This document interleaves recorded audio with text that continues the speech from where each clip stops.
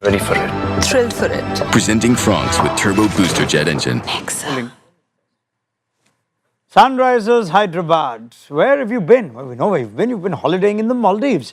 But now you need to get back to work. Because last year's runners-up need to make sure they don't become the third team to get out of contention realistically for the playoffs with CSK and RR. Up against them, the Titans. They don't lose. And when they lose, something spectacular has to have happened, like Vaibhav Suryavanshi did. They'll be looking to pick things up at home. On Next Up presents ESPN Ricken for Timeout. We're all set for match 51. Already? Yeah, I'll already say that. Because look who's back. Sorry. After dismissing the CSK prospects in Chennai, Danny Morrison is here now, carrying his curse for the Sunrisers. Moller's here too. Good. Moller. He's called me runners, which I really like. Runners, Yeah. runners and maulers. Rollers. Yeah. And choppers. Choppers! Sorry. And the nice teeth, they're very nice teeth too. And the hair. Some of us are just jealous. Okay, it's a hair-raising issue now. Mr. Chopra, a very good evening to you as well, sir. you very Matthew, always good to have you. And let's try and set the scene here. Firstly, a return from a holiday after a season that actually hasn't gone well. I don't know how many teams have done that. I wonder if you have that in your database. Taking a 5-6 day trip. I'd like to think that's really nice, gets the team to bond, but the timing of it and where their position is in the league, this is unique, isn't it? It's unusual. I was chatting the other day to Mr. Charu Sharma, who was briefly CEO at Royal Challengers in the first season. And a well-known broadcaster, yes. Of course, and he said that in the first year, RCB had got one of these mid-season trips planned. They were going to go to some resort somewhere, and the results were so bad that not only did they have to cancel the trip, but he got the sack midway through 2008. So hopefully, whoever booked this trip for Sunrisers is still in their job. Oh, no. But yeah, I know they've been enjoying it. I've seen some content on social media. Our old friend Gaurav has been having a good time sunning himself. So yeah, he's one of the most pointless people to take to the Maldives. He wouldn't get into the water. He wouldn't be putting any water in him. He'd only be putting water in him. But in all seriousness, what can a break like that do for a team that is misfiring more than firing? Well, a break. Well, see, if they win tonight and they do well, we'll say, oh, it worked wonders. If it doesn't, then we'll say, it doesn't do anything. To be very honest, it's a hectic tournament, yes. Sometimes you want to take a bit of a break because every team gets about 5 days somewhere where they're not playing. What you do with those 5 days is entirely up to you. If it's hunky-dory, you go home and whatever.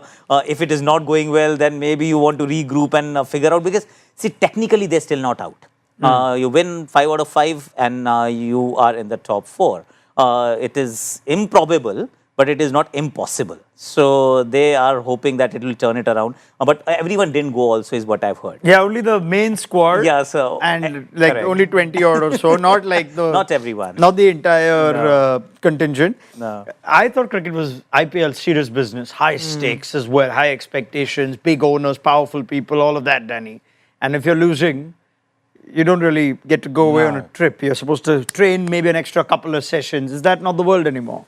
No, well, look, clearly it's not. And things change. But you're right, it is a unique tournament. It is long, it is a marathon, and it's a grind. And if you are in that mindset, what do? Do you go somewhere where you can still train, but you go somewhere that's also a bit of a breath of fresh air, as it were, and go somewhere just a bit different and get away from the environment that's perhaps a bit intense. You could go up in northern India, beautiful part of the world, and still have facilities, just get away a little bit from it all. Maybe that's a Would they train there? I doubt it. I reckon Punjab have got a great situation at the moment where they're up in Dharamsala for 10 days or so. I think it might even be more than that. It might be closing in on 2 weeks. So yeah, get a bit of fresh air, do some tourism, up on the tree and trek, a couple of waterfalls. Sounds very nice, I reckon, midway through an IPL. Just wait for them to lose the first of those 3 games and see how much they move around. I mean, I don't want to go on any longer, but I know that you've had your own Maldives experience with the IPL. We have, it was a while ago, but yeah, it was interesting. Fly via Maldives. Yeah, it had to be. It was mandated. His country wasn't letting him back. Correct. Correct. Australia wouldn't. My younger brother Scott Morrison, who was Prime Minister at the time, was like, so and a couple of guys didn't like that. We couldn't get back in the country. So then all my mates in New Zealand go, oh, you moved to Australia and now you're bitching about carrying on about staying in the Maldives. What's wrong with you guys? Honestly. Like, Okay, serious show. Let's go. With GT and SRH, we'll come to news from Ahmedabad in a moment where I can tell you Pat Cummins has actually won a toss and put the Titans in. We'll get reactions on that in team news in just a moment. But we're in that space now where we're calculating what will it take realistically to make the playoffs. And MI look so good right now. Good luck stopping them from potentially touching 20, 22 even. They've still got 3 games to go. And no, they can't get to 22. What do they can get to 20. So they can get to 20. Gujarat Titans can, if they win everything, get to a pretty high score. But what we're seeing is quite a few high-scoring table toppers there, which begs the question whether 16, which is supposed to be a safe, as you said, Aakash, safe amount to get to the playoffs, could it be possible this year that 16 may also not be enough? Because I was doing my calculations and I figured out that 18 could be a logjam. That all of them actually end up with the top 4 teams with 18 points. So 16 may or may not be enough. But see, this is the nature of the beast that it seldom plays out the way we think it will. Yeah. So you will see top teams dropping a game or two. There will be a game where there will be some rain. Some team will go on the odd points again. So I doubt that 16 will still not be enough. Right. I think CSK will spoil a few parties. There are party poopers there somewhere, 7, 8, 9, 10. Could be one of those. Exactly. Yeah? So that's I believe, Matt, 7 teams can finish on 16 and 5 can get to 18. Wow. Yeah, and the other thing to bear in mind is we know what a massive advantage top 2 is. If you think that I think only Sunrisers under this playoff format in 2016 have finished outside of the top 2 and won the title. Yep. And you look at the top 2, you could have a situation where you have a 3-way tie on 20 points, on 10 wins each. So you could have a team that gets 10 wins and manages to finish third and has a situation where they're suddenly playing an all-or-nothing game against whoever snuck in 4th. So we've got GT playing MI, I think, on Tuesday at the Wankhede. So that could be a one where we sort of get a team that drifts back into the pack and we'll see how that goes. But yeah, I mean, KKR is still just about alive and kicking in 7th. So yeah, it's all holding up. I can tell you I've done my own digging on this. and never in the history of the IPL when it's been a 10 team and or even a 14 league phase has 16 been insufficient. Yeah, correct. It has never happened. There is one occasion of a team getting 18 points when it was 16 matches in the league back in 2013 when we had 9 teams. And the team that finished 5th on 18 points was, anyone? RCB. Just throwing it out there. Punjab in the same season, Kings 11 at the time finished with 16 points. That also was insufficient. They were 6th with 16. The games changed, leagues changed, and 16 should be sufficient. But let's go to the story for these 2 teams. And let's start with the Sunrisers. They need RCB-esque inspiration from last year. Matt said something very interesting a while back, that we could see the signs with RCB when that spree was about to kick off. Are we seeing signs with Sunrisers? Are they still a good team that haven't played well, and can they actually finish with 5 on the trot? The 2 openers got to come good, and then the man with the price tag. We keep asking this. Heinrich Klaasen cost a lot of money. It was a class act and just hasn't delivered enough. And I think I was there in the other reverse game, and he got undone by Kishore. Bowled beautifully to him. So yeah, it'll be fascinating whether those gun players, those batters in particular, can come good tonight. Yeah, who would you like to put their expectations on? We've done about 5 or 6 Sunriser shows where it's Travishek or nothing. Travishek, if they don't fire, they're absolutely woeful. But is there more to this now? Danny's brought up Klaasen. Anybody else? See, there is more to it, and the first question was, are we seeing any signs? See, when they won the last game, and that was against the CSK, I mean, they were scratching. So when you're scratching against a team that is at the bottom of the table struggling, and you barely manage to cross the line, you don't really draw a lot of confidence or inspiration. So that is where I'm seeing them. The problem, of course, Heinrich Klaasen is already mentioned. Travis Sheikh has been mentioned more than once. There is Ishan Kishan who scored a century and then almost nothing throughout the season. But what about Nitish Kumar Reddy as well? Because NKR came in with a lot of reputation. I thought because he decided to be retained for 6 crore was an absolute steal. But right now, it seems like even that was overpriced based on just this season. I'm sure he's going to turn it around. He's going to turn it around. He's too good a player. But he has been so underwhelming that last game, he was down at 7. I mean, if Nitish Kumar Reddy has to be sent at 7 and even there he's playing and missing, then you know that nothing has clicked this season. All right. Final one on you, Gujarat Titans. Is that just not the game you want when you're trying to nick 2 or 3 quickly on the trot, which they haven't done in a while, Sunrisers? GT at Ahmedabad? Yeah, I think that's a pretty tough one. If you think GT have typically been a pretty strong team at home, I think one small thing that maybe Sunrisers will cling to is how good Shami's record is at Ahmedabad in IPL. He was obviously very successful with GT there, particularly in 23, I think. But yeah, I think it's a pretty tough fixture when you consider the position they're in. Okay, now we are aware that this is a surface that is made of black soil, and with the previous game we saw, it was the one between, it was a slow one again, GT and... The one they beat MI? MI? That was long back, yeah. That was the opening game, but they're also playing in Ahmedabad after a gap of almost 2 weeks. Yeah. And we expect them to not give Sunrisers a belter or a flat track, which would be the way that they'd like to go about it. And Parthiv Patel has told us that they are picking the pitches that they want for the opposition. But Pat Cummins is going to bowl first. And that's the kind of thing Pat Cummins does when he wins tosses in Ahmedabad, doesn't he? Now let's look at the teams, shall we? And confirm a couple of things for you. Big on Gujarat Titans, that Gerald Coetzee will play his first game. Karim Janat taken down by Vaibhav Suryavanshi, that's it for him. But Coetzee, I think that's a welcome inclusion, Aakash, to this team. They're the batting first, right? Yes, is the batting first. So why is Sharfin Rutherford not in the playing 11? Very good question. Because, I mean, you're still playing 3 overseas players when you can obviously play 4. I mean, I don't know, I'm Shah Rukh Khan or Rahul Tewatia. I mean, you try and get him in if Sharfin Rutherford is available and with top 3 are outstanding. But 4, 5, 6, 7, it is beyond me that they can't find a place for Sharfin Rutherford in that 4, 5, 6, 7. I guess once again, they're so confident that their top 3 will bat 12, 13 overs. Yeah. That then Rutherford is obsolete. He's not needed. Yeah, they quite often do this as well, where they go in with a team that, if they're batting first, they can sub in a sort of bonus luxury bowling option, like whether that's Ishant or whoever. Arshad is the other one on the bench today.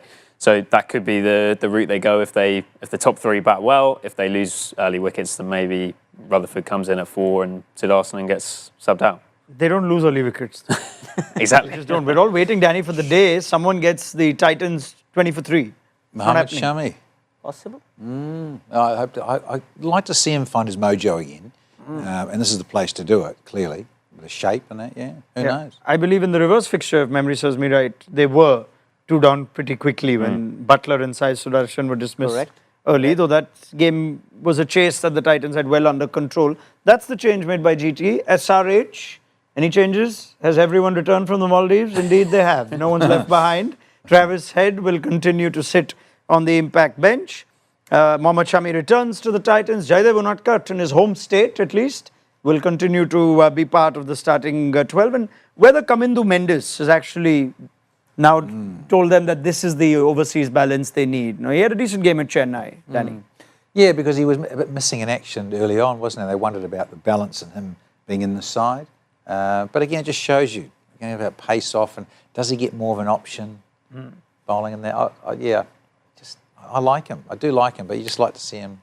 I think, long back, you had said Kamindu Mendis will get game time when we did that T20 rendezvous, correct, didn't you? Yeah. Correct. And you don't drop anyone who's taken a catch like a Superman. Because that's what he did last game. Besides the numbers that we are showing down there, 32 not out, and he took a wicket as well. I think still he's batting a lot lower than where he has to bat. Generally, they have at least 2 people who are not designed to bat where they are slotted to bat. One is Ishan Kishan, who bats at 3. I was slightly circumspect when he was picked at the auction. I said, why do you need Ishan Kishan when other options were available for the middle order slot? Yeah. Number 3, where Travis Head and Abhishek firing, I mean, outside the power play, will it actually work? As luck would have it, they haven't fired and he hasn't worked either. But the other guy is Kamindu Mendis. He bats all right. Of course, he's got phenomenal last 12 months at international circuit. But he's not your finisher, but that's the role being assigned to him. Yeah. And with the spin, because obviously we'll be bowling first. The ambidextrous bowlers are the only reservation that I have is that they don't turn the ball as much. The best that they can do is being accurate. Just put the ball there and allow the ball to do something. So don't expect extraordinary things. A left-arm spin will only turn this much. Off spin will also turn only this much. Pull the pin out and let it out. Yeah, exactly. Just put it there.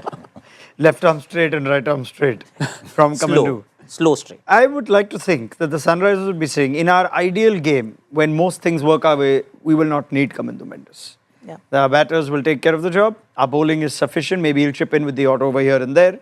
If we need him, it'll be for a situation like they saw at Chepauk, where someone just needs to make sure they don't lose a game that they should be winning. Anyway, let's talk about players that will have to do it for them if they are to fire. And we have a nice little contrast of openers today, don't we, Matt Roller? Take it away. Yeah, we absolutely do. I think if you looked before the season, you would say Travis Head and Abhishek Sharma versus Sai Sudarshan and Shubman Gill. That's probably two of the strongest opening partnerships in the league.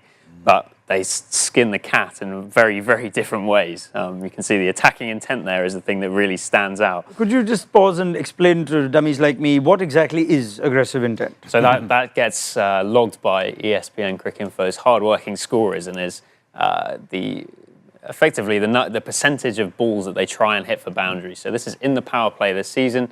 Head and Abhishek more than half, about 1 in 4 balls for the GT openers. Right. And you can see the results there are pretty obvious in that Gill and Sudarshan facing fewer dot balls but scoring a bit slower, scoring fewer boundaries as well, as you would expect, and Head and Abhishek going much harder. Something really interesting that our stats team have dug up for us is the comparison between this year and last year for Head and Abhishek as well. Obviously, they were hugely successful last year, and you can see that from the average scoring rate. The attacking intent has actually been even higher this year than it was last year. So I'm particularly interested to hear, Aakash, your take on this.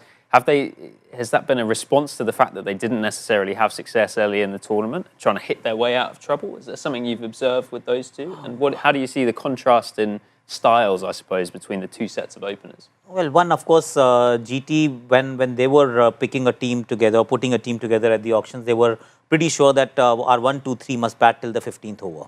Ideally, 2 of them should be there till the 13th, 14th over mark. If not, at least 1 has to be there. So that's what they've tried. So you actually forego the attacking intent for continuity and some amount of consolidation, and that's what they've worked with, and it's worked beautifully for them. Sunrisers Hyderabad, I think there was a call that Ishan Kishan made to Abhishek Sharma when he was picked. He said, "What do you expect me to do?" He said, "Just see the ball, hit ball. Every ball has to be a boundary."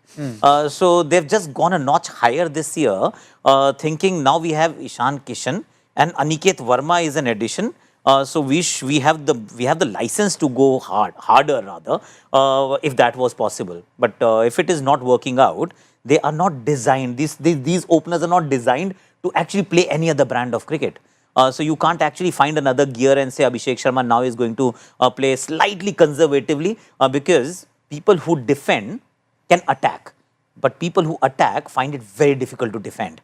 So taking it a notch higher is a lot easier for, say, Sai Sudarshan or Shubman Gill or Joss Butler. It's only about mindset.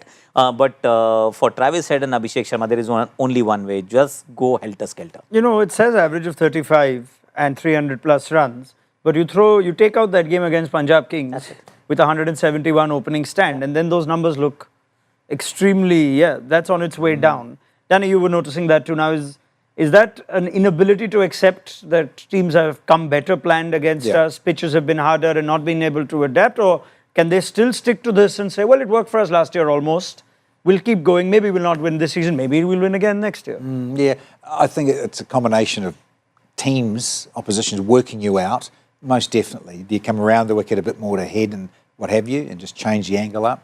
And then pitches, and then some of the pitches have been, haven't they? Which has been made interesting. I just think that's about that. It shouldn't be all like a road and ball disappearing and seeing 260 scored and it tracked down. So I think they've been sussed out a little bit. Some smarter bowling. Like, Abhishek got that 140. Who was the bad bugger who bowled a no ball?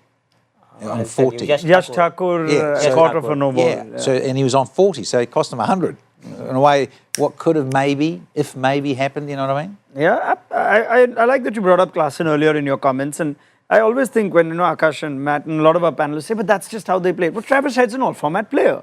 Travis Head plays Test cricket. Yes, he plays aggressively in Test cricket. But surely you can expect more. I'm not saying that Suryavanshi and Priyansh Arya need to bat differently. I'm talking about the great Travis Head over here. And Travis Head actually is the better of the two if you were to look at the entire season. He may have actually had more innings, may not be of note per se, but There's a contribution more regularly. it is a bit more because even at Mumbai, where he was visibly struggling, he tried his hardest best to actually bat as long as he could. Eventually got dismissed. I think Will Jacks dismissed him because the ball was turning a bit too much for his liking. But he has at least tried. Yeah. Abhishek Sharma has not even tried. Once in a while, he's actually figured out that, okay, it's not working out. But Travis said, you're right, you would want to. But then just think about it. You are an opener in a side with that kind of batting. I mean, just think that, okay, I've got Heinrich, Klaasen, I've got Aniket Verma, and I've now got Kamindu Mendis as well. You have to believe that if I get going, we are looking at 220, 230, 240 because that's the template that's going to work for us. Our bowling isn't working any which way. So I won't really blame Travis Head to not actually drop the anchor and play a different I get your point because I'm looking at Travis Head scores and yes, 67, 47, 22, couple of single digit scores, 66, 28, a duck and 19. So there is more, you're getting something there. Abhishek, you get the 141. There's 140. There's a 40 at MI, that game. And you have 1, 2, 3, 4, 5, 6 scores under 20, 5 of them single digit and 124. So it's either, he's literally the template of boom or bust. Is Abhishek Sharma. Klaasen, I think we've got some interesting sort of numbers also on Klaasen's insufficient season so far. I think Danny is spot on in that, as you can see, he's not failed very often. But the frustration is that he's not been able to get those match-winning contributions. And you could say, you look at that, and maybe that's partly a function of the role he's had. He's generally been batting 5, and it's obviously going to be harder to get 50s from there because you're often not facing more than maximum 30 balls. But I think it will be frustrating for him and for the team that he has had the opportunities at times to bat for longer periods without having really kicked on. I think particularly as well, his numbers against left-arm spin are a bit of a concern. Been out 5 times, I think, this season to left-arm spin. So interesting matchup against Sai Kishore tonight. If he gets the ball, Sai Kishore, which I'm sure he will today at some point. However, I really like this toss result simply because I think the Titans were overwhelming favourites on form and home advantage and whatnot. But this toss keeps it interesting in some ways. Last game, Danny, yes, it took one of the great things we'll remember for the rest of our days in Vaibhav Suryavanshi and whatnot. But twice now, the Titans, you'd like to see scores of 230 for 2 or 240 for 2, but 200 for 2, 190 for 2, 190 for 3. They always make us feeling like left it out. Something's left in the tank, even though I have a great bowling lineup. If against Sunrisers, you get something which is a bit par or even above par, at least they know what their target is, they'll know how to go about it. Do you sense today the Titans will play any differently given their batting first? No, because it was a game where Butler got 97 and he had more time to do that. But you felt, and he had to field first, didn't he? So he was knackered. Yeah, that was an afternoon game. That was a heck of a chase. Yeah. So it just shows you those guys, and as Aakash said, you back any of those top 3 to bat through to 14, 15, that's their strategy. Exactly on that. Even when you're batting to 14, 15, they go okay. But between 11 and 13, can you pull the trigger instead of between 13 and 16? Bring Tewatia and Shah Rukh Khan into the game? I mean, for that to happen, somebody has to get out. These guys do not like to get out. That's Sai Sudarshan and Shubman Gill and Joss Butler. Joss Butler might actually be is the only one who will accelerate disproportionately. I do not have a single accusation towards Joss Butler. It's just like, he's the only guy who will actually go in over 11, over 12. If he's got a boundary of the previous ball, there is a chance that he'll look for another boundary next ball. The other two are not going in that direction at all. It has worked out all right so far, and also the fact that let's see how the pitch is. Because if the pitch is going to be a little slower, then you're not even looking at 220. The other aspect, of course, is because it's their home, they would know if the dew has played a role. because now once we get into May, Yeah. we have started seeing a bit more dew. So that might just be a pressure which they'll have to put upon themselves. That now we need to do whatever the pass score is, we need to score 20 more to take care of the dew. Yeah, I mean, this is a game after a while in Ahmedabad, and now the temperatures are rising. Ahmedabad does get hot. And it gets a lot of dew if it does. Yeah, and there is, of course, Pat Cummins has fond memories of dew. Sure. Look at That was you. 19th of November. I'm still 2023. there. I'm still there. I've gotten over it, sir. I don't You think have? about it once. Okay. Shubman Gill will Was be it the only game India lost in the world? Wasn't it? The World Cup, right. That's, I think it's still too soon for these guys, Danny. Stop it. That's you're greedy. And Well, at needy. least either we win or we lose. We don't nick it on a tie, on a boundary count, on a technicality. Yeah. and also, I mean, Champions Trophy ICC event. Danny. One day. Yeah, that's all right. It's a It's one city. I mean, one day, one city. One. we're not going in that direction now. Well, you asked me. That's awesome. Okay, here we go. Let's have some more fun over here. Let's go more into detail with how Gill and Sai Sudarshan might approach the power play, especially with Mohammad Shami returning to Ahmedabad. It's time for our Nexa Presents Power Play Conversations.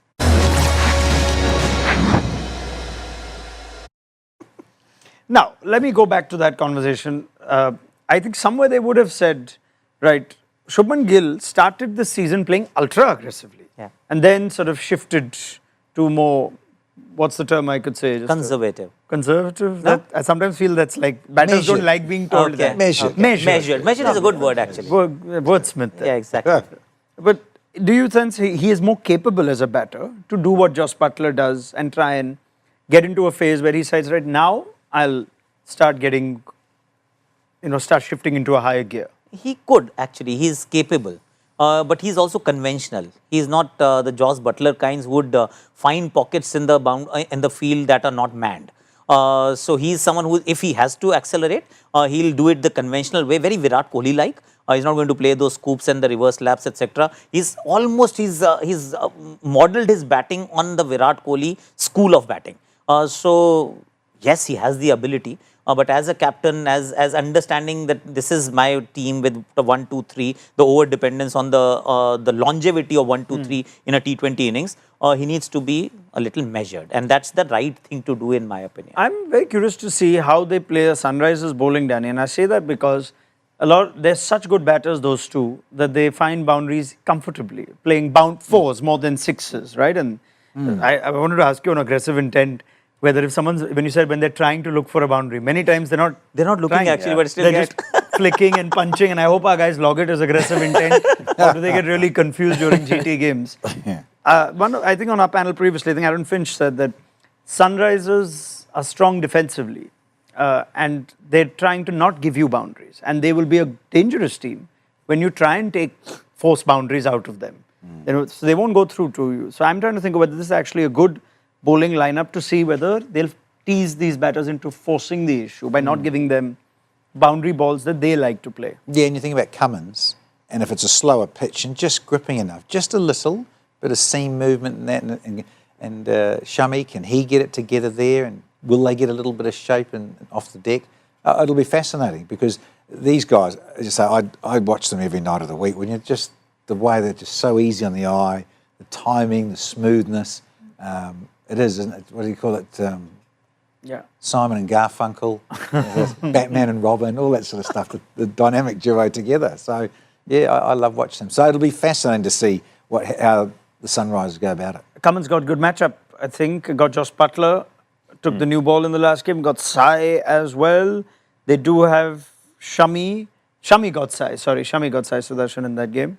Yeah, I think Shami is the interesting one for me. I mean, he's had such a poor season, really. 6 wickets in 8 innings is not great, and he's going over 10s as well. But he has such a good record at Ahmedabad, especially in the IPL. That's the big one, I think. I'm also looking forward to seeing how they go against spin in the middle overs, because Sunrisers' spin attack has been poor this season. I mean, Zishan Ansari's done his best as a new player into the league, but I think they've taken 9 wickets, their spinners, this year, and the next fewest by a team is 19. So yeah, it tells you the story. Will they really attack Zishan, or will they look to play their usual way and just take them for 35. Interesting, right? I suppose Ishan Ansari needs some luck as well. Heinrich Klaasen's gloves come in the way sometimes. True. On other days, a catch goes down. I think it was Harshal the other day at Chepauk. Right. On that note, I can tell you, even though we're saying black soil surface and we want to try and see what the first ball does, the average score on this pitch in Ahmedabad is 215. Wow. That's big score. So keeping that in mind, I'm trying to extend this line as much as I can so that all of you see one ball. Like one ball is going to... Danny, come on, give us a little build-up in your minus 10s and how would you extend this? A little bit of ziz. Yeah, let's see. Seam, pop, bounce, fizz. Let's see if it does. I mean, that's the thing. And can Shami, as he does, beautiful length and that seam, position, wrist, poof. Right. We are now going to quickly keep our eye on the game. Where Sudarshan is just the machine has been turned on, and it'll now just start producing output. Flick to get the innings underway. That's all I can give you. I'll go with 210 and Shubman to hit 100. Whoa. Shubers. Good old Shubers. You're getting a little carried away with your accurate predictions from yesterday. You're giving me more than I'm asking you for. Yeah, maybe. All right. Well, I don't mind it. I'll take it. More opportunities for you to be right or wrong. 211 is forecaster. Forecaster's loading. As is Sai. 210 says Roller. Aakash Chopra. See, I don't know. They've not been. I'm just thinking that they've never been 20 for 2, 40 for 3. I mean, this is not the bowling attack that actually will inspire you so much. 189. 189. Yeah. I wouldn't mind 189 if I was the Sunrisers. 199. I'll throw that Danny in. Morrison says 199. Nice, neat little 200 to chase. I like it. I like it. I'm so skeptical to give prediction, but I do believe Sunrisers are going to win this, just on the basis of that toss. Oh, okay. So I don't care. And quite frankly, it doesn't matter if they get 180 or 240. They'll bat the same way. Sunrisers are going to bat the same way. So the 240, yeah, okay, we can get this. Yeah. Right. Thank you very much, gentlemen. More from you at the end of the GT innings. Big game for both teams. More so, Sunrisers Hyderabad. Let's see where it stands on Maruti Suzuki Arena presents. Next up presents ESPN again for timeout. See you at the end of the innings.